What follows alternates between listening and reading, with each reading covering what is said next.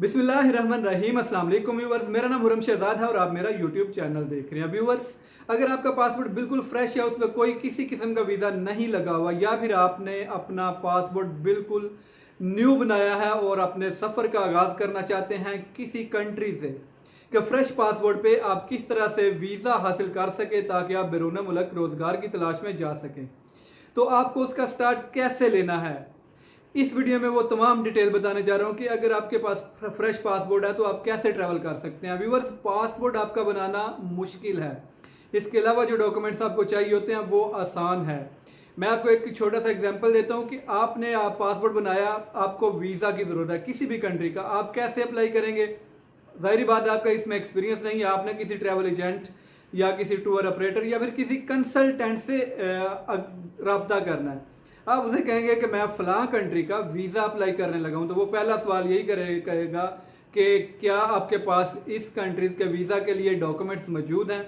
तो जाहिर बात है आपके पास सिर्फ पासपोर्ट होना है, आपने कहना नहीं हमारे पास सिर्फ पासपोर्ट है, तो वो आपसे बहुत ज़्यादा चार्ज करेगा।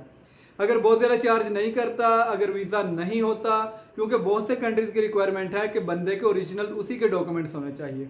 अगर वो किसी फेक डॉक्यूमेंट्स पे आपका वीज़ा अप्लाई करता है तो आप ब्लैक लिस्ट हो सकते हैं। तो आप इस तरह से आगाज करेंगे कि आपने, या तो वो आपको बिल्कुल वो इनकार कर देगा, भाईजान विदाउट डॉक्यूमेंट्स आपका वीज़ा नहीं होगा।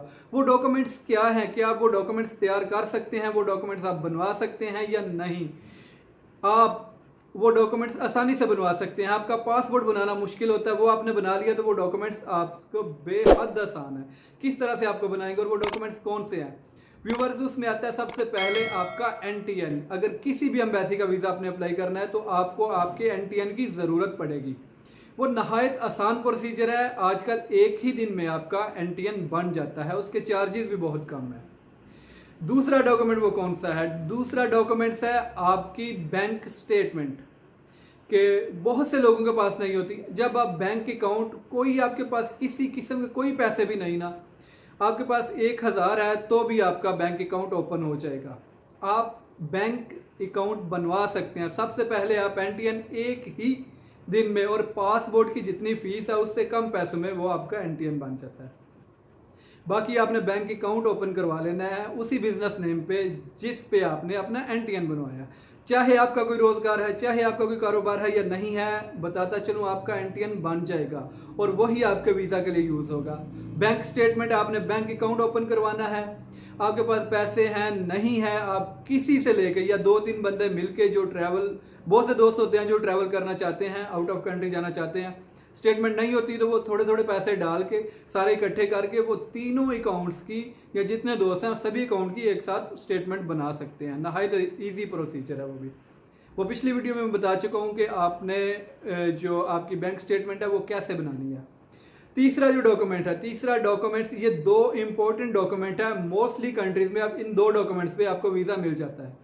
तीसरा डॉक्यूमेंट्स क्या है? वो है चैम्बर ऑफ कॉमर्स। अगर आपके पास आपका बैंक अकाउंट आ गया, आपके पास आपका NTN है, तो उसी बेस पे आपको चैम्बर ऑफ कॉमर्स की मेंबरशिप मिल जाती है। उसके भी बहुत थोड़े से चार्जेस होते हैं, वो लेके आपको उसकी मेंबरशिप मिल जाती है। उसका बेनिफिट क्या होता है कि बहुत सी एम्बेसीज रिक्वायर्ड कर रही है कि आप चैम्बर ऑफ कॉमर्स के मेंबर हैं, तो आपको उसके डॉक्यूमेंट देना पड़ेंगे। उसका एक कार्ड होता है जो मेरे पास भी या बहुत से भाइयों के पास होगा, और उसका सर्टिफिकेट होता है जो कि किसी भी किस्म का वीज़ा किसी भी एम्बेसी से आप अप्लाई कर रहे हैं तो वो आपका साथ में जाता है। वो सपोर्टिंग डॉक्यूमेंट भी है, और सम कंट्रीज की जो एम्बेसीज हैं वो उसकी रिक्वायरमेंट भी है कि आपके पास चैम्बर ऑफ कॉमर्स की मेंबरशिप होना चाहिए। वो आपको बिजनेसमैन शो कर दे, वही आपने वो आसानी से दे देते हैं, वही प्रिंट आउट लेके आपने वहां पे जमा करवा देना है। बस ये 3 डॉक्यूमेंट्स है कि बहुत से लोग आपको डराते हैं डॉक्यूमेंट्स डॉक्यूमेंट्स डॉक्यूमेंट्स नहीं है।